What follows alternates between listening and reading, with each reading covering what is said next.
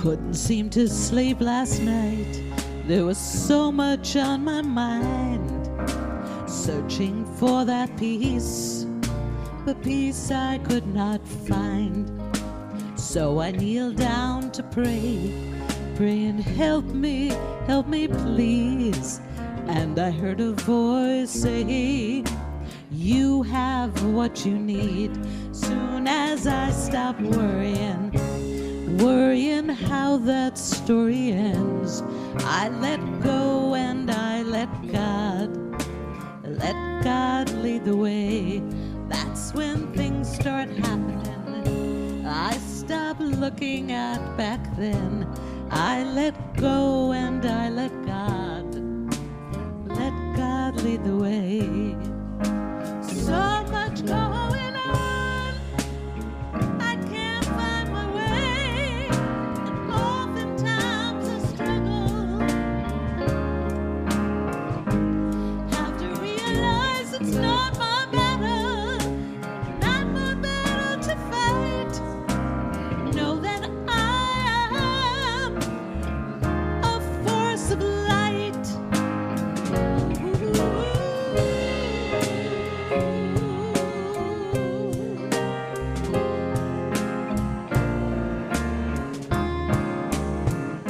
Soon as I stop worrying how that story ends, I let go and I let God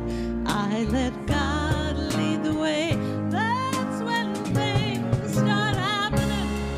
Start looking up at them. Let go and let God lead the way. Let go, let God, let go, let God, let go, let God, let go. I could use some help. Can you sing this with me?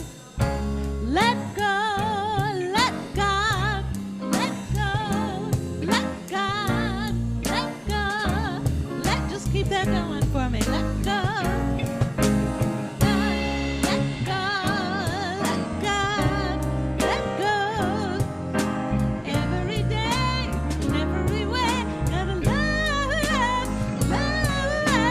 go. Gotta know God will lead the way. Every day, every way that I know, and I know every morning, I know every evening, God is with me. God will speak to me and tell me to let go and listen to the words. Every day, everywhere, I will let go. Soon as I stop worrying how that story ends, let God lead the way. That's when things start happening. I start looking up back then. I let go, I let go, I let go, I let go, and I let God lead the way.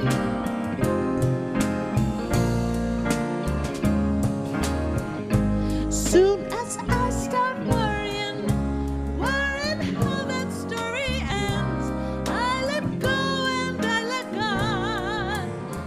God lead the way. That's when things start happening. I stopped looking up back then. I let go and I let God lead the way.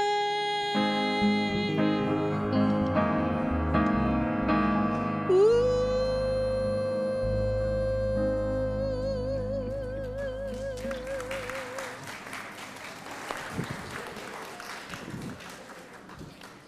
Good morning. Welcome to Unity of the Blue Ridge on this beautiful summer morning. It's great to have all of you here. I'm Reverend Laura Collins, and Reverend Darlene Strickland is not here today. She is off at a conference, an event with Valerie Kaur and Amy Grant this weekend, and she was able to go. This was previously scheduled, and then when she had the foot surgery last week, she wasn't sure she'd be able to go, but she is healing so well that her doctor gave her the go-ahead to go ahead and go to this event that she had scheduled for some time. So she will be back next week and speaking at our one service at 10:30 before the town hall. So it's always wonderful to see all of your faces when I'm standing up here and to remember that we are here together to remind ourselves that we are part of a beloved community, that we are held in the hands of a loving God, and that we can look around and see that in each other's faces and return ourselves to each other, return each other to ourselves. So take a moment and look around and feel grateful that we have this community to come to get regrounded for the week ahead, to let go of whatever has been going on and to lay it down, and to be part of a community that is excited to be going out into the world and sharing who we are and what we believe. And let's remind ourselves what that is right now. We are radically inclusive, spiritually progressive, and socially responsive. And so with that, let's come into a time of prayer.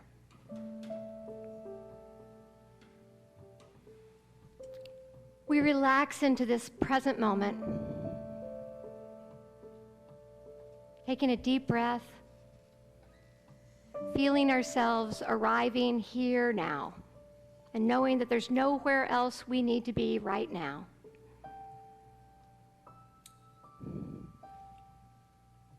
And from this place of presence, we lift our hearts, we lift our minds, and we allow ourselves to be soaked in the goodness of God.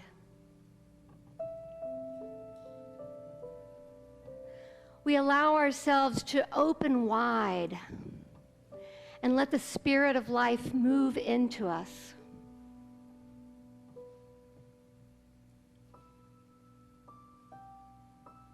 And as we prepare ourselves to be present to each other and to this moment and to this day, we say thank you. Thank you that we are out of bed and moving. Thank you that we are surrounded by people on a path of love. Thank you. Thank you, God. And for those things that we're not feeling particularly grateful for today, we say thank you anyway. Thank you anyway that we are still learning and growing.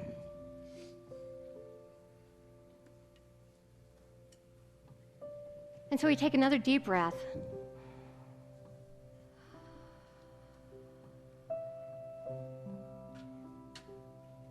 And we say, here we are. Use us. And in that spirit, we say, thank you, God. Amen. Kat, lead us in some music. Ooh. Let's stand for our congregational song. I'm in the right place at the right time.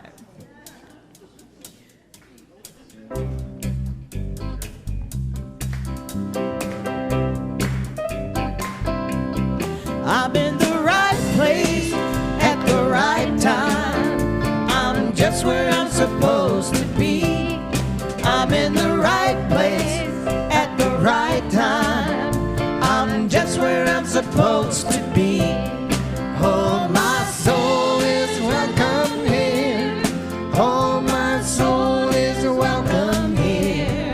I am getting a message loud and clear. My soul is welcome here. 'Cause I'm in the right place at the right time.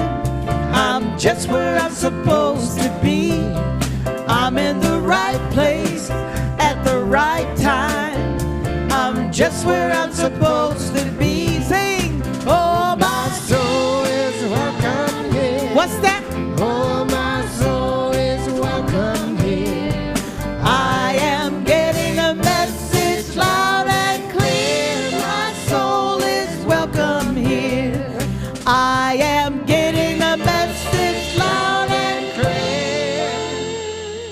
My soul is welcome here. Your soul is welcome here. My soul is welcome here. So turn to your neighbor and give them a my soul hug or a Good morning. soul handshake. Good morning. Good morning. I'm Laura. Louie, nice to have you. Welcome. Hi. Hi, Deborah. Hey. Hey, good morning, Rebecca Ruth. How you doing? I'm good. Good? You feeling good? Feeling strong? Getting better? Day by day? Thank you for being here and doing what you do, and thanks.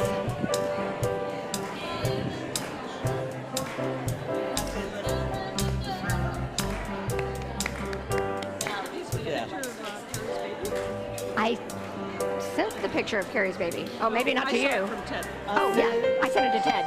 Yeah. Oh, no, I know.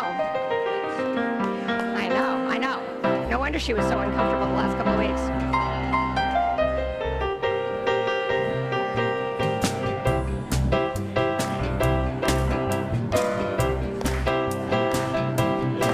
I said, listen, I got good news today. Got good news today. I said, listen, I got good news today. Got good news today. Everybody here can wake up and realize what they're born to do. How can I love my brother when I can't even love myself? How can I love my sweet little sister if I can't even love myself? You gotta open up my heart and open up my mind and realize what's flowing through, yeah. I said, listen, I got good news today. Got good news today. I said, listen, I got good news today. Got good news today. I said, everybody here can wake up and realize what we're born to do, yeah.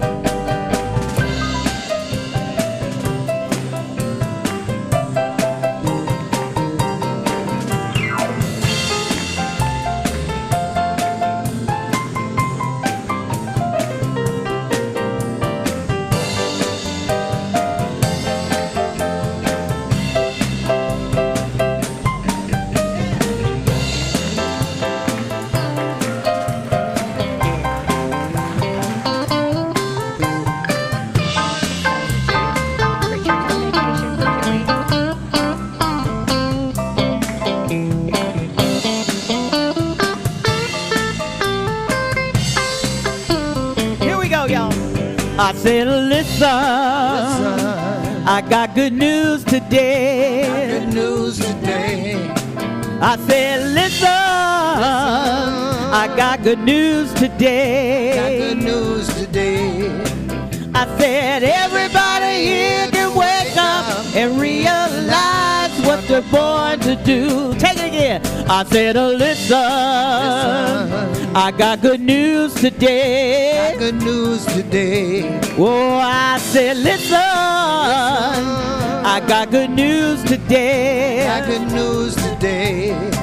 I said, everybody here can wake up and realize what they're born to do. That last line. Everybody here can wake up, yeah.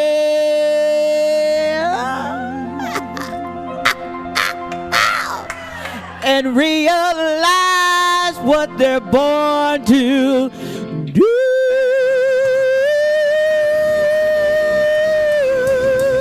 Yeah. Realize, yeah. Yeah. Do we have an amazing band or what?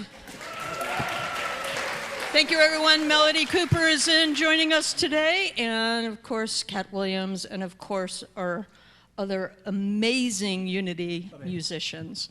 So thank you for that. Yeah.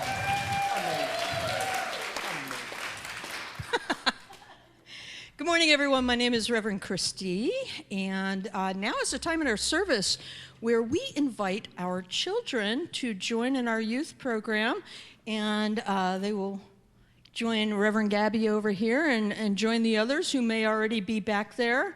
And as they are getting ready to go out and have their own fun, we'll extend this blessing to them. So open your hearts. We love you. We bless you. We appreciate you. And we behold the divinity in you. Have fun. And also, now is the time in our service where we'd like to welcome anyone who is here for the first time. If there are folks joining us for the first time or the first time in a long time, if you'd like to raise your hand and identify yourself, thank you. Welcome. Welcome. And you're going to be handed a blue card, and on this blue card is a heart, and if you'd like to wear that heart, we'll be sure to find you following today's service, and guaranteed you get a whole bunch of extra hugs, because we're kind of a huggy community, if that's your thing. And we also would like to welcome everyone who is viewing live stream. We have folks viewing around the world, so if you want to give a little wave to the camera back there, thank you for joining us this day and being a part of our community out in the greater world. Thank you for that. And we extend this blessing to you as well. So we rub our hands together, we open our heart, and we say, we love you, we bless you, we appreciate you, and we behold the divinity in you. Thank you for joining us. Just a reminder, now is a perfect time to check that cell phone, and if you can have it silenced, better yet, if you can have it on airplane mode or completely shut off, that would really help us out in here during today's service, so thank you for that. I wanted to share with you some announcements. Please check your bulletin. There are inserts in there, and there's also a list in there of things that you guaranteed are going to want to mark your calendar about. And be sure to join us here at our amazing community. And one thing that we are doing right now is our August outreach. We are collecting school supplies for IM Ministries, or Interfaith Assistance Ministries in Henderson County.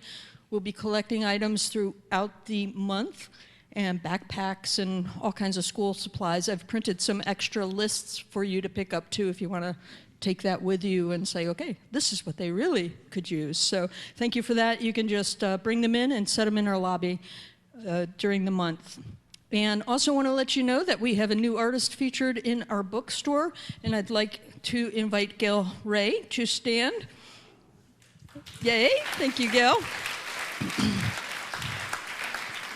Gail serves on our board of trustees. She's an amazing artist. She's a painter. She makes jewelry. She shares her creativity in so many ways with us here in our community, from the Habitat team all around. So thank you for that. I have a beautiful piece of her work in my living room as well. And please be sure to take a walk through our bookstore and check out her artistry, and if you have any questions, she's available following today's service as well.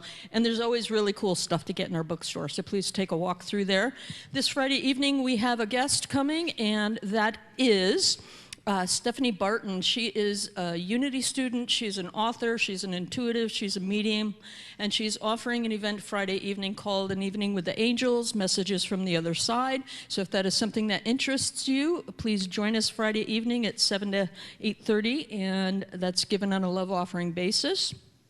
I want to remind you that next Sunday is our one combined service at 10:30 a.m., and that will be followed by our quarterly town hall meeting, where we're all going to be updated on the amazing, wow, feel the power. On the amazing things happening here with our growth and our expansion in our community. So please join us for a quarterly town hall meeting that is open to everyone. One combined service next Sunday at what time? 10:30. We'll see you at 10:30 next Sunday. What's that? Bring food, yes. If you would like to bring food with you, lunch, a bag lunch, and you can have that following the service as we get ready for the quarterly town hall meeting here, and you can certainly come in and enjoy that while the meeting's happening or right before the meeting, so you're not so distracted. Then we have one class coming up at the end of the month. It's on Wednesday the 28th. It's with Reverend Darlene and our amazing ministry team here, and that is a summer tune-up of Unity Spiritual Principles. And how you can apply them in your life. And it's just a wonderful review for all of us old and new and in this teaching to come together. If you want to bring a snack or finger foods to share, we're going to, between 6 and 6:30, we are going to have food and fellowship, and then 6:30 to 8:30 is the class, and that's also given on a love offering basis. So please join us for that at the end of the month. And as a reminder, we are celebrating our 70th year in this community as a community. It's gone through so many changes. And as a result, we've got many special guests coming in. One of those special guests is Dr. Arun Gandhi, who will be here on October 5th. And that is Gandhi's grandson. And he's going to be here sharing with our community. And then on the 6th, we're going to have a rededication ceremony for us here at Unity of the Blue Ridge to celebrate our 70 years together. And then I wanted to give a little shout out of thanks. We have a groundskeeper, and we have an amazing team, the Unity Habitat team, that really does so much to keep up the grounds here and beautify our spiritual home. And they were here this past Friday. Just to give you a little insight as to things they do, here's the before and after picture of the bushes out by the road. So we're doing all we can to make it more welcoming. And, you know, we do live in a rainforest, so the growth of all the greenery around here just happens like that. So beautiful before and after. So just a shout out to that team and all who always come to support beautifying our spiritual home. Thank you for that. Also, the insert in your bulletin, there's so much happening with our youth ed program. Please read this, and if any part of this just interests you, please see Reverend Laura Collins following the service today, or get in touch with her throughout the week. And there's many ways that you can help out and support our kids who are our future. So thank you for that. There's also a yellow insert in there where you get to put your name and how you might want to be in service and share your talents with us as we celebrate our 7 years together. So if you have any questions about that, you can go out to the Welcome Center in the lobby following today's service. And I believe with all of that, we are aware. Now I would like to introduce Reverend Andy Carlson for our inspirational reading. Welcome, Andy.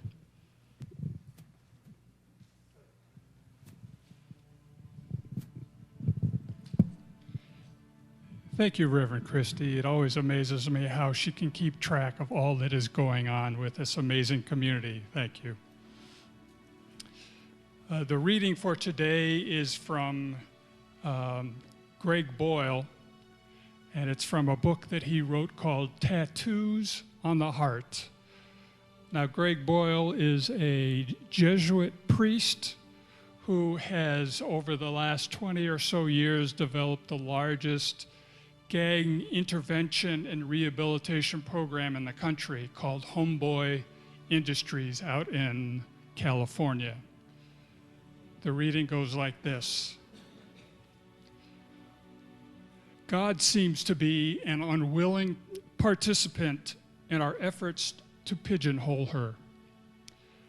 The minute we think we've arrived at the most expansive sense of who God is, the great wild God, as poet Hafiz writes, God breaks through the claustrophobia of our own articulation, and things get large again.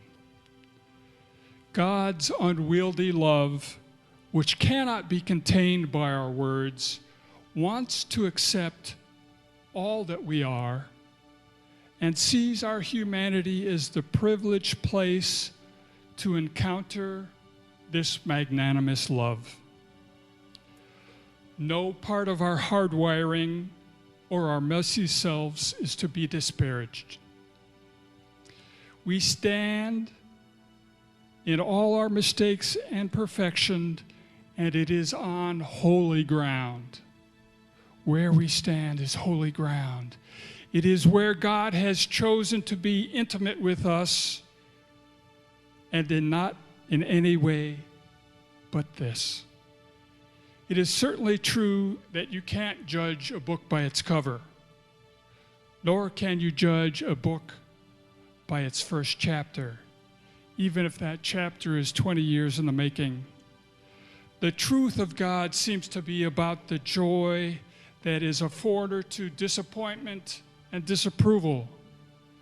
Behold the one who can't take his eyes off of you. Marinate in the vastness of that.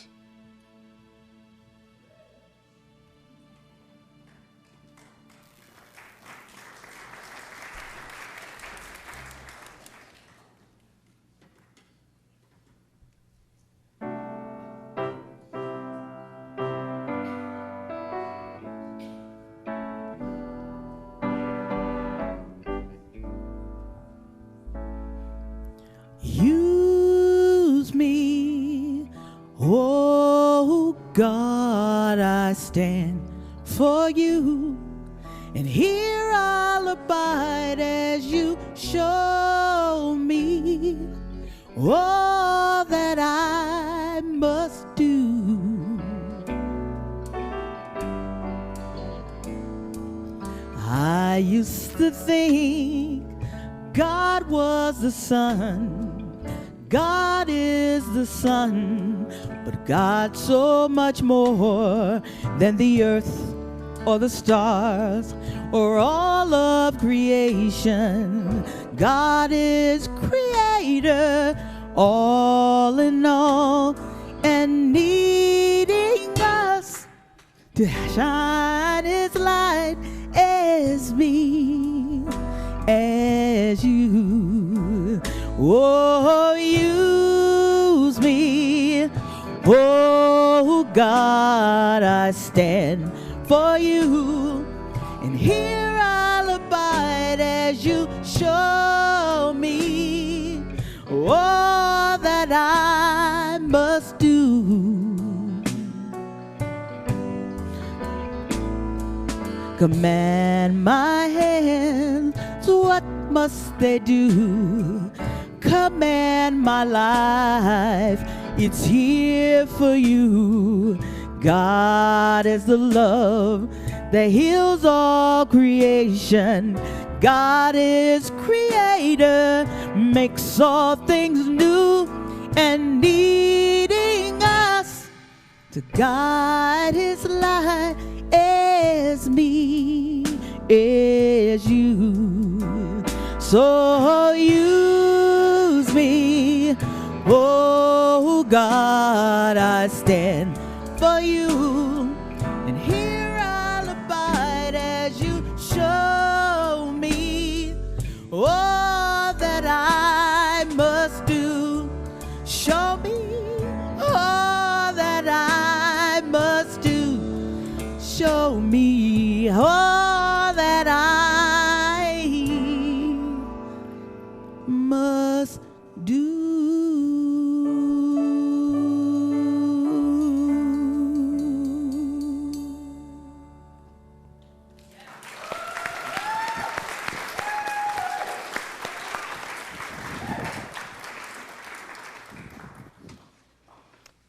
Thank you, Cat Williams, for that beautiful rendition of Ricky's song. Ricky's going to be here with us in September, so I'm looking forward to a duet or more. Use me. Thank you. Thank you for that. So I recently read a book that I liked so much that as soon as I ended it, the next day I started reading it again. And that was the book that Andy read from, Tattoos on the Heart, The Power of Boundless Compassion by Father Gregory Boyle. Boyle's a Jesuit priest, as Andy mentioned, who was assigned to the poorest parish in Los Angeles in the early 1980s. The neighborhood around the church had more gangs than anywhere else in the United States west of the Mississippi at that time. He, over the time that he has been there, has buried hundreds of his homies, as they call each other, who have died in gang violence. In 1988, he started a job development program with the tagline, "Nothing stops a bullet like a job." they had this idea that they would get these gang members who were coming out of prison, and they would go around to the businesses in the area and they would get them hired. Well, the felon for hire idea didn't go quite as well as they had planned. And so when other businesses wouldn't hire these guys, they decided they would start their own businesses. So first they started a bakery, and then they started a tortilla factory, and then they started a silkscreen factory, and the businesses just kept growing until they became known as Homeboy Industries. And as Andy said, they're now the largest gang rehabilitation and intervention program in the nation. But Boyle didn't start out to create any of that. He simply wanted to find a way to get these gang members working side by side together, one gang and another, to give them something that gave them a sense of purpose, and to surround them with people who could remind them day in and day out of their inherent worth. In the book, Boyle tells story after story of these young men and women, and I'd like for you to hear him tell one such story right now.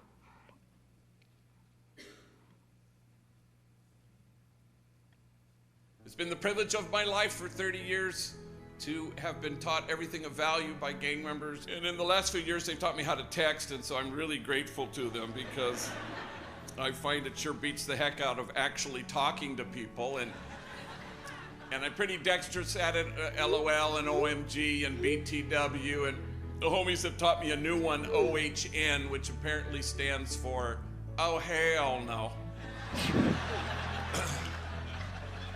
And I've been using that one quite a bit lately. My alma mater, Gonzaga University, called me and said they were gonna have a big talk on a Tuesday night with 1,000 people. And so I said, sure, and they said, can you bring 2 homies with you? And I always pick homies who have never flown before, just for the thrill of seeing gang members panicked in the sky. I've never picked anybody more terrified of flying than this guy, Mario. He was just absolutely petrified. In fact, he was hyperventilating.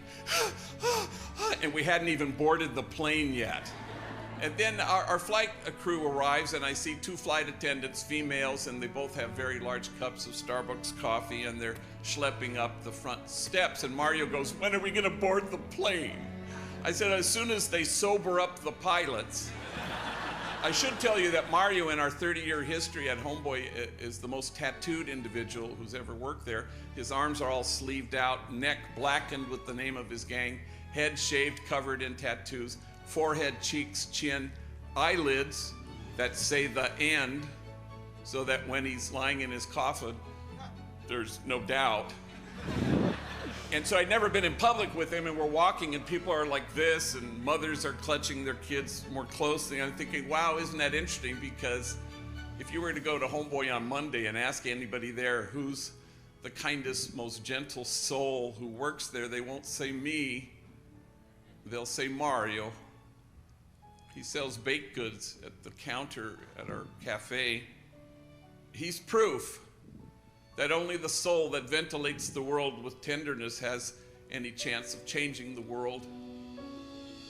So the nighttime talk comes, and it's 1,000 people, and I invite them up to share their stories in front of all these people for 5 minutes each. They were terrified, but they did a good job. And honest to God, if their stories had been flames, you'd have to keep your distance, otherwise you'd get scorched.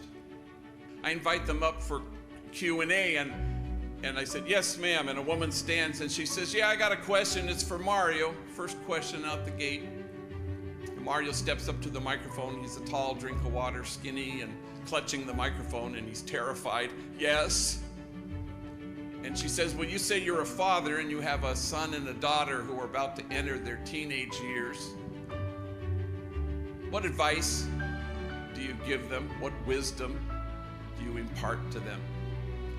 And Mario clutches his microphone, and he's just terrified, and he's trembling, and he's getting a hernia trying to come up with whatever the hell he's gonna say when finally he blurts out,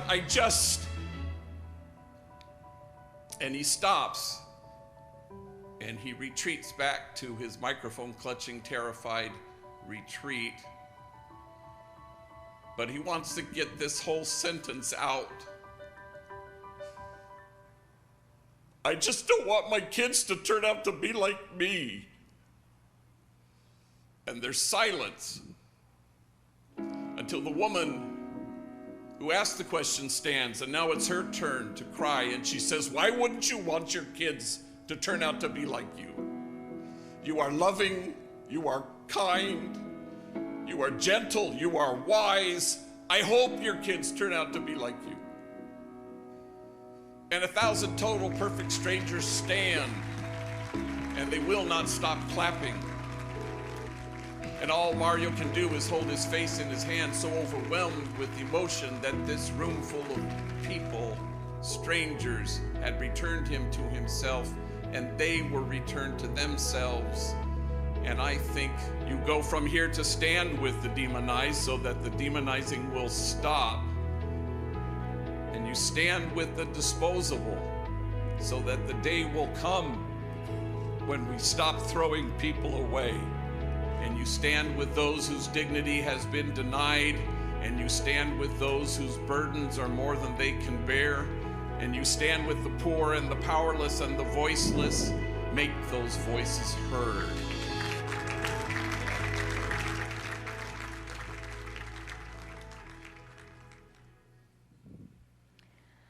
Mother Teresa diagnosed the ills of the world this way: we've just forgotten that we belong to each other.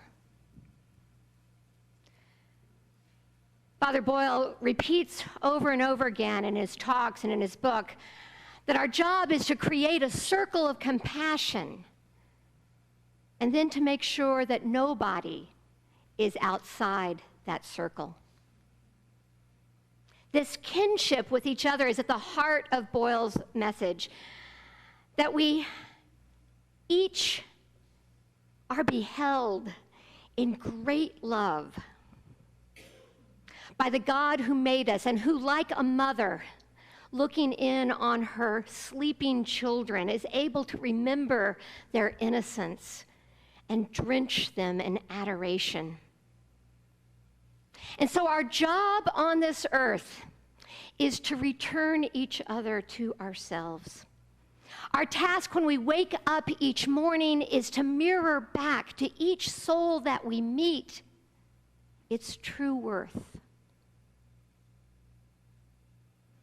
Now, I knew I wanted to share something of Boyle's message with you, but as I was trying to put together my talk this week, I just kept feeling like I was missing something, like there was some central issue that I was not getting. And one night this week, I was catching up on the news late, and in a flash, I knew what it was.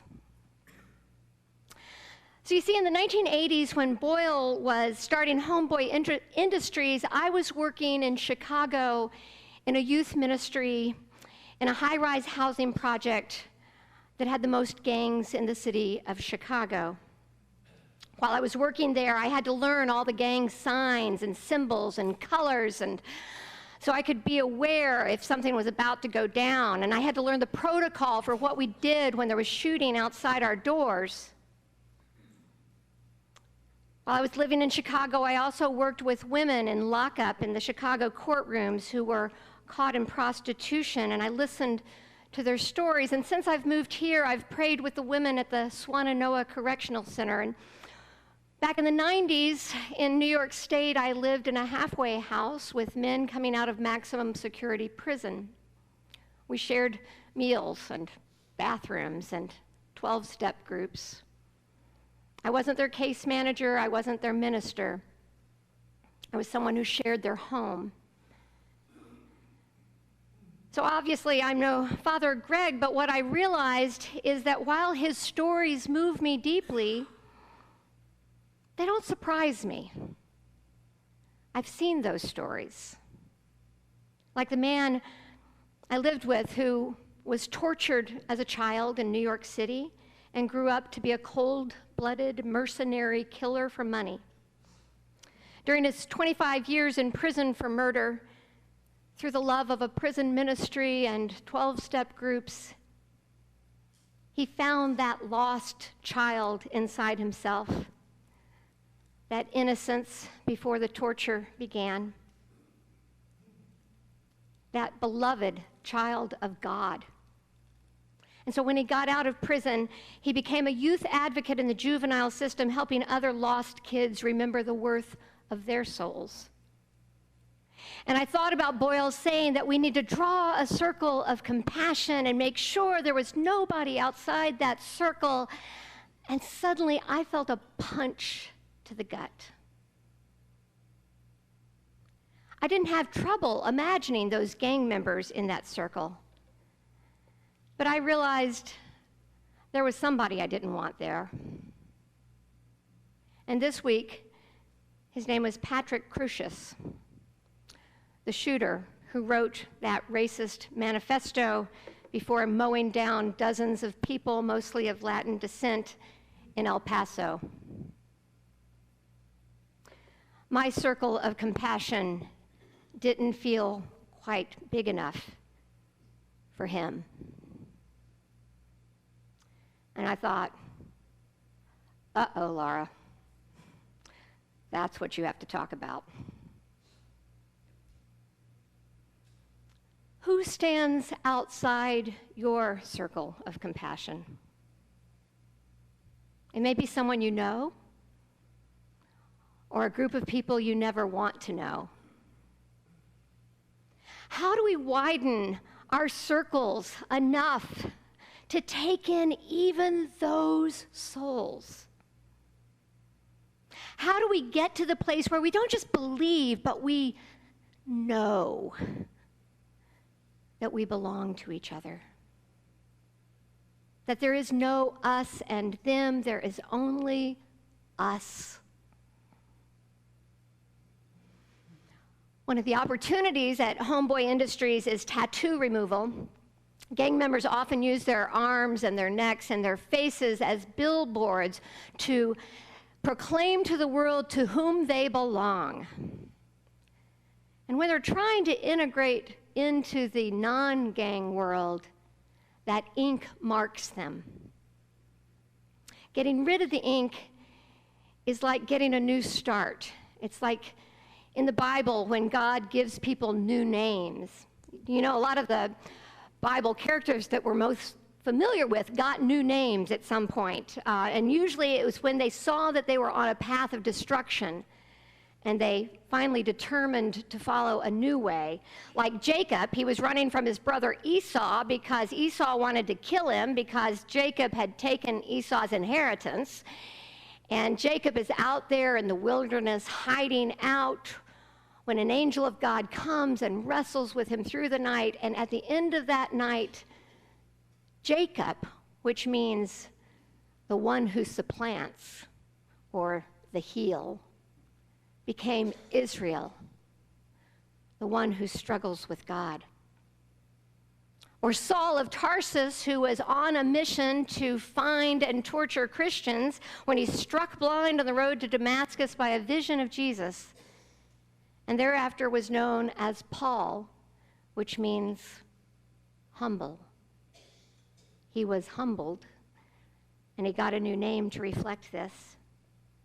So removing tattoos allows the homies to find their new names, to hear what it is that God calls them. I was thinking about this when I remembered reading a story about a man named Brian Widner. Brian's a former American skinhead who left the white power group he co-founded in Indiana and went through the process of erasing all of his tattoos. And his story's been told now in several movies, including a documentary called Erasing Hate. We have a picture from that. And there's a newly released movie called Skin. Widner joined the white supremacist movement as a 14-year-old, and that's about the same age that most of the gang members in Boyle's book get initiated. Skinhead groups are also gangs. But rather than fight rival gangs, they just lash out at whole swaths of humanity. Blacks, gays, Jews, Muslims, anyone they imagine is threatening their identity.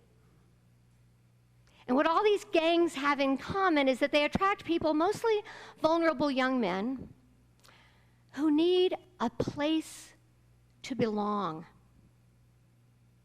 who need to feel like they matter, who are longing for an identity that tells them they're somebody.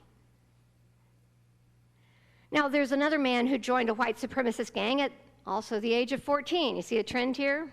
What's going on at 14? Did I mention that we're starting a new teen class at Unity this year? And looking for some leadership? His name is Christian Picciolini, and Christian, like so many of these other young men, was recruited into a white nationalist neo-Nazi movement at a moment when he was feeling lost and confused and angry and abandoned. Now, his parents were immigrants, and they were never cruel to him, but they were so busy. They worked 15-hour days, 7 days a week, and he just felt lost and alone in the world. So when an older man met him and gave him a sense of purpose, he jumped in wholeheartedly and became a leader in that movement. He began writing and producing white power music. And when he was old enough, he opened a store where he could sell his white power music. But then in his 20s, he had a son. And as he was looking at that baby, he suddenly felt a new sense of purpose. And he began to question this way of life that he had so eagerly embraced. He ended up leaving behind that legacy, but he didn't do so quickly enough to save his marriage. And he couldn't keep selling the music that he no longer believed in, so he lost his business. And so now he has no job and no family, and he's back to where he had been, alone, confused, without a sense of identity. And after a few years of wandering in this desolate place, a friend helped him get a job installing computer systems. And as luck, or karma, or God would have it, the first place he was sent to install one of these computer systems was a high school where he had been kicked out not once, but twice for inciting racial violence. He arrived and he saw, as he was walking down the hall, an African-American security guard that he'd gotten into a fist fight with. And he was trembling, and he knew he had to speak to this man. So this man, Mr. Johnny Holmes, he followed him out to his car, and he tapped him on his shoulder, and Mr. Holmes turned around and recognized him and jumped back in fear.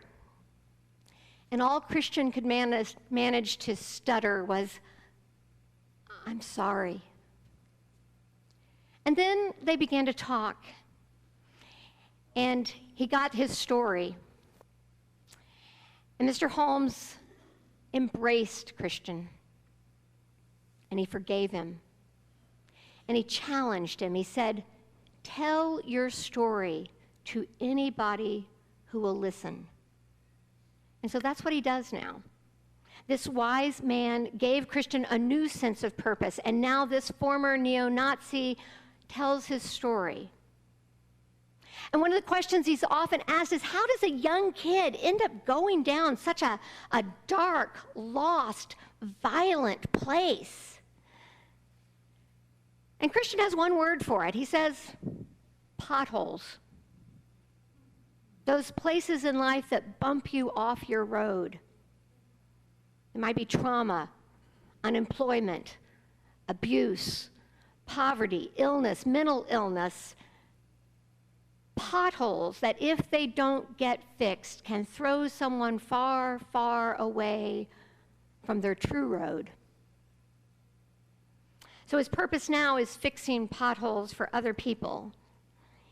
And I'd like you to listen to this brief, shorter video to what he has to say.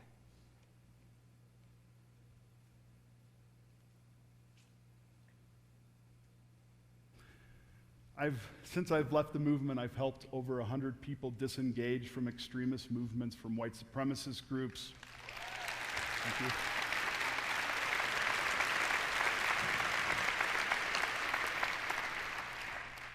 To even jihadist groups. And the way I do that is not by arguing with them, not by debating them, not by even telling them they're wrong, even though, boy, I want to sometimes. I don't do that. Instead, I don't push them away, I draw them in closer. And I listen very closely for their potholes. And then I begin to fill them in. I try to make people more resilient, more self-confident, more able to have skills to compete in the marketplace so that they don't have to blame the other that they've never met. I'd like to just leave you with one last thing before I go. Of all the people I've worked with, they will all tell you the same thing. One, they became extremists because they wanted to belong, not because of ideology or dogma. And second, what brought them out was receiving compassion from the people they least deserved it from, when they least deserved it, and they were the people they least deserved it from. So I would like to leave you with a challenge. Go out there today, tomorrow, hopefully every day. Find somebody that you think is undeserving of your compassion and give it to them, because I guarantee you they're the ones who need it the most. Thank you very much.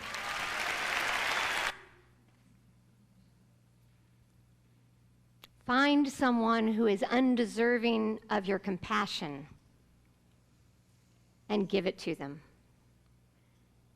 because they're the ones who need it the most. Draw a circle of compassion and make sure nobody is standing outside it. Remember that we all belong to each other. Now, I found this story about Christian through an organization called Faith Always Wins.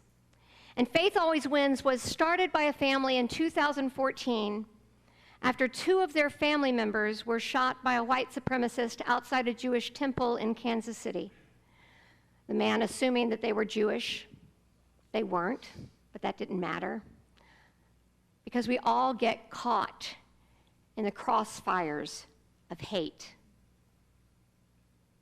That family's response to their tragedy was to create an organization that promotes dialogue for the betterment of the world through kindness, faith, and healing.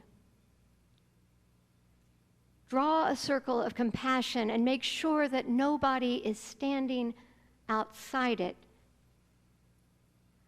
I am aware that I have people standing outside my circle. And who is standing outside my circle may be different than who is standing outside your circle. But what I know is that this is where I am called. To notice who is outside my circle. And to pray about that. To pray for them, yes, but to pray for myself, that my heart gets bigger, that I can begin to see the world as God sees the world, and to know that even those people that I find despicable, it's a hard word, but I think it's the right word. Even those are created in the image and likeness of God, every bit as much as I am. Because if I can't believe that about them, do I really believe it about myself? That those most despicable parts of myself are loved. Do you believe that about yourself? Can we believe what we heard in this reading, that God's unwieldy love wants to accept all of what we are? No part of our hardwiring or our messy selves is to be disparaged. Where we stand in all of our mistakes and imperfections is holy ground. Does your soul know its worth? Sometimes we learn our own worth from being able to recognize the worth of those we once found worthless. We all belong to each other. I doubt that I'll ever meet Patrick, the El Paso shooter. But maybe later today, tomorrow, sometime this week, I will meet somebody that I'd rather keep outside my circle of compassion. Somebody that I'd rather not think of as belonging to me. And that is when my work begins. To open my eyes and to see what God sees in them and in myself.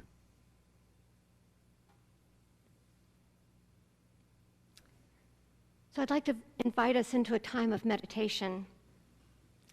And Kat's going to lead us in a song at the end, but not at the beginning. So let's just close our eyes.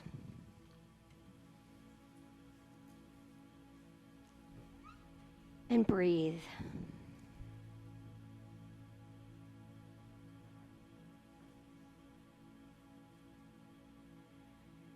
And begin by admitting we're not quite there yet.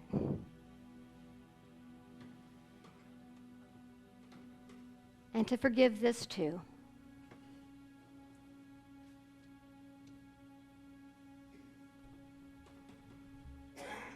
To let go of any self-recrimination, but just to breathe again and know that with every breath, we can start again.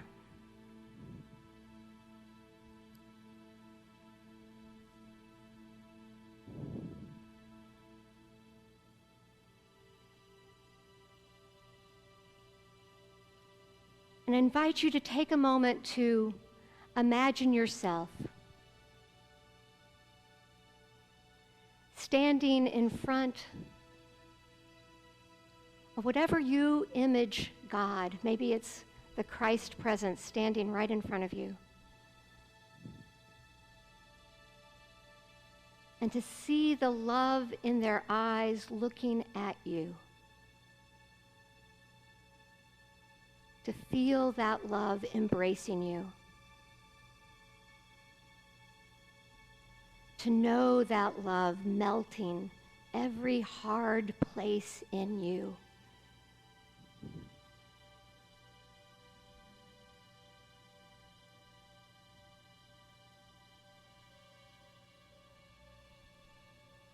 Marinate in the vastness of that.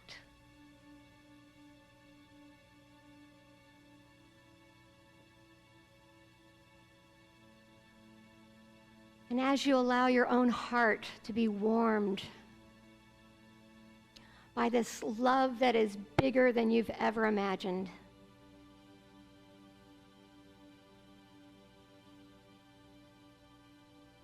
feel it begin to expand.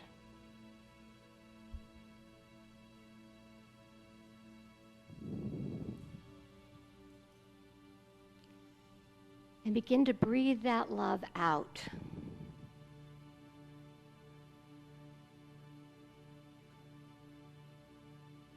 And bring into your mind's eye anyone that you know is in need of that kind of vast, unshakable love. And you can say their names out loud if you want, and just hold them in that space.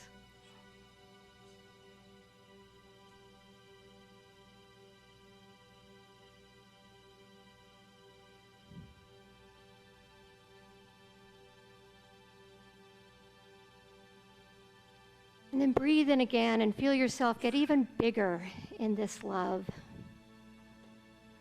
And allow it to go out from you farther and farther into the world.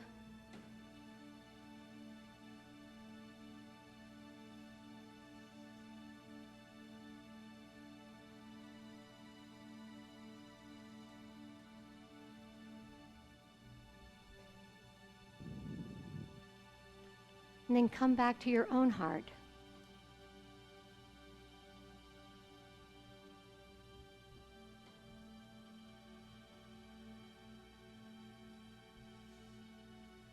And in this place of quiet, say your own name.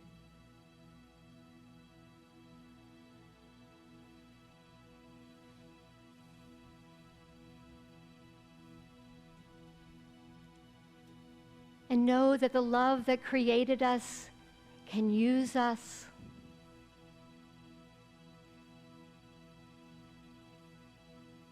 That the love that created us abides in us and wants to be seen.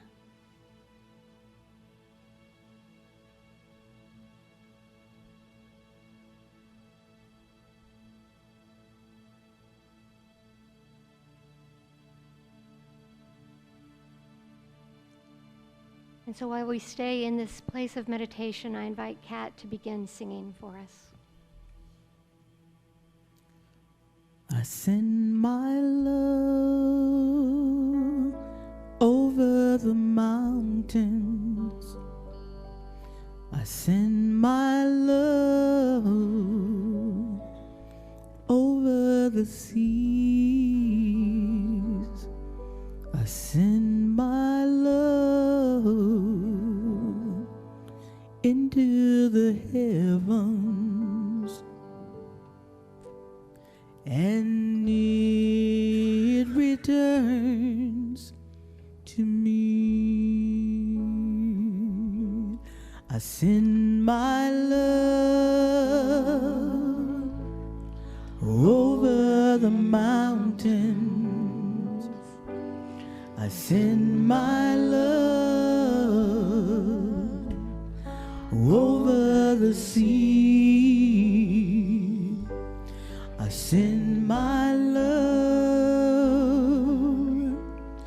into the heavens, and it returns to me. Join in. I send my love over the mountains. I send my love over the sea. I send my love into the heavens, and it returns to me. Full throated now. Send my love over the mountains. I send my love over the seas. I send my love into the heavens, and it returns to me.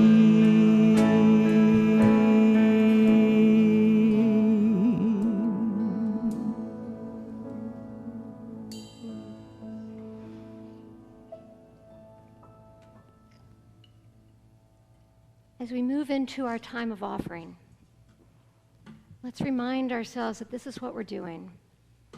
We're sending our love out through our gifts, through our spirits, through our prayers. What do we have to offer?